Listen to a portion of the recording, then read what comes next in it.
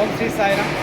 భగవాన్ బాబా వారి దివ్య అనుగ్రహ ఆశీస్సులతో తెలంగాణ యువత ఈరోజు శివరాత్రి సందర్భంగా సందర్భంగా ఇక్కడికి ఇండియన్ క్యాంటీన్ కిచెన్లో దాదాపుగా 70కి పైగా యువత తెలంగాణ నుంచి వచ్చి ఈరోజు దాదాపు సాయంత్రం 8 గంటల నుంచి రేపు ఉదయం 6 గంటల వరకు నిర్విరామంగా సేవలు అందిస్తూ ఇక్కడ ఉన్నారు.